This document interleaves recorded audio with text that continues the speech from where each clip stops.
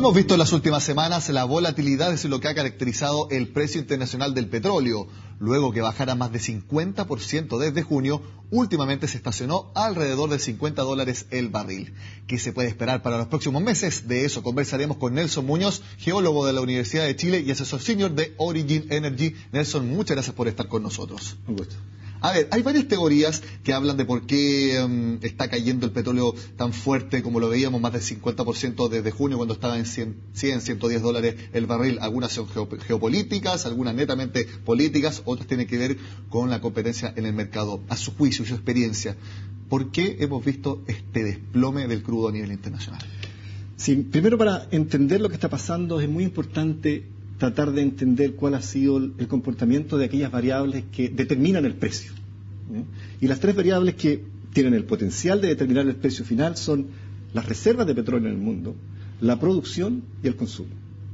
Si desmenuzamos estas variables y nos concentramos en las reservas, por ejemplo, lo que hemos visto en los últimos 4 años es que nueva producción de nuevo yacimiento con nuevas tecnologías en países fuera del OPEP invadieron el mercado.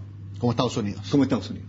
Y eso generó una abundancia de petróleo en los mercados y, finalmente, una incapacidad del OPEP de reducir su producción interna en números equivalentes y una sobreoferta que colapsó el precio. Esa es, para mí, la principal variable que determina la causa final de la caída del precio del crudo. Es decir, por ejemplo, Arabia Saudita, que es actualmente uno de los mayores productores del mundo, inundó el mercado de petróleo, hizo que la OPEP inundara el mercado de petróleo para que así estas nuevas tecnologías que operan a precios más baratos de lo que está el barril de crudo hace algunos meses, que estaba a $100, estas tecnologías que pueden operar a $75, $70 el barril, simplemente sacarlas del mercado a través de esta inundación de petróleo, que obviamente al haber más petróleo, al haber más oferta, se bajan los precios. Eso es un poco la teoría que usted cree que es la más aceptada para estos momentos. Bueno, veamos por qué en este caso la OPEP no retiró del mercado un volumen equivalente, que es lo que hacía anteriormente en la década de los 90 y durante la década de los 2000. Para mantener los precios altos. Para mantener los precios altos. Este es un mercado oligopólico donde un grupo de productores tienen la capacidad de ir reduciendo o aumentando la producción para mantener el precio. En este caso no ocurrió. ¿Por qué no ocurrió? Es la pregunta, ¿no? Y básicamente lo que vemos hoy día es que la OPEP no tiene mucha capacidad de reacción, ¿ya? Si uno ve los países como Irán, Venezuela o Irak o Libia, son países que se están recuperando de un momento de problemas internos, redujeron su producción en los últimos 4 años. En su reemplazo, los países del Golfo Pérsico de la OPEP, aparte de Irán, aumentaron su propia producción. Y en este caso, la disyuntiva para la OPEP es ¿cuánto reducimos para mantener el precio? Los volúmenes que están hoy día en el mercado de yacimientos no convencionales con nuevas tecnologías son del orden entre 4 y 7 millones de barriles. Eso es mucho. Entonces, el punto es, la decisión de la OPEP es para sacar a esos productores con nuevas tecnologías, en nuevos reservorios, en yacimientos no convencionales, para nuevamente influir en los volúmenes que están en el mercado, o es incapacidad de la OPEP. Y eso hay que ir monitoreándolo, porque hoy día, si no es Arabia Saudita quien reacciona, la OPEP no tiene capacidad de reacción. Nelson, hemos preparado una gráfica para que todas las personas que nos están viendo sepan más o menos de cuánto es el tamaño de la producción de la OPEP por barriles diarios. Le hemos preparado una gráfica también para que usted nos comente cómo ha sido también la evolución en el último tiempo de la importancia de este denominado cartel de la producción del petróleo. Como vemos entonces en 1990, por ejemplo, cada día se producían 24 millones de crudo, una cifra que fue con una tendencia al alza durante el paso de los años, hasta por ejemplo llegar a 2014, en que la producción diaria de barriles de la OPEP era de 38 millones aproximadamente. ¿Esto cuánto representa del total de crudo que se hace diariamente en el mundo? Como vemos ahí, la OPEP ha seguido aumentando su producción en forma sistemática, particularmente en los últimos 4 años, 4 o 5 años. Desde 2010 vemos en la gráfica que la OPEP ha seguido produciendo más petróleo, más y más. No ha tenido capacidad de reaccionar y retirar petróleo del mercado. Al mismo tiempo, los productores con nuevas tecnologías de yacimientos no convencionales, durante ese periodo aumentaron la producción. Un caso de referencia es Estados Unidos, por ejemplo, que en los últimos 4 años aumentó su producción interna de yacimientos no convencionales con nuevas tecnologías en 4,5 millones de barriles. Uno esperaría un volumen equivalente menor en la OPEP. No ocurrió así.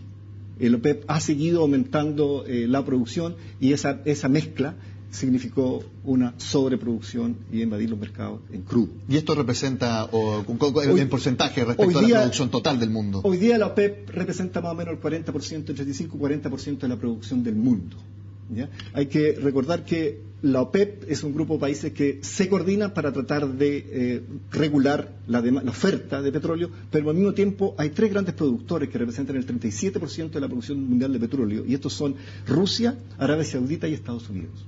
Por lo tanto, cuando hablamos de posibles cambios, hay que estar pendiente y monitorear qué pasa en estos tres países. Bueno, Arabia Saudita es un actor preponderante, absolutamente, dentro de lo que está pasando en estos días con el precio del petróleo. También hemos preparado una gráfica para que veamos cómo es la influencia de Arabia Saudita en cuanto a su producción, con respecto, por ejemplo, a otros países que también son productores y que los queremos compartir con las personas en la casa. Y que aquí vemos, por ejemplo, también producción diaria. Vemos claramente Arabia Saudita en el medio de la gráfica con una producción cada día de 12 millones de barriles, muy lejos de, por ejemplo, los 4 millones de Irán, los cerca de 3 millones de Venezuela, que está sufriendo mucho con el precio del petróleo actualmente, Irak, Kuwait, vemos los Emiratos Árabes Unidos, Angola y Nigeria, todos bastante más parejos, pero acá Arabia Saudita es la que se dispara. Nelson, un tema muy importante, como hemos visto, es el precio.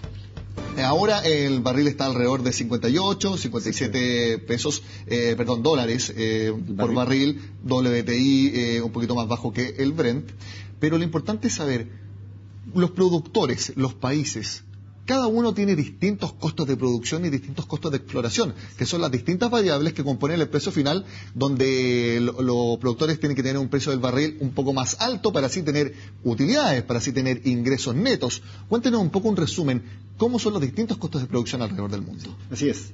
Cuando nosotros hablamos de costos de producción, tenemos que considerar dos variables.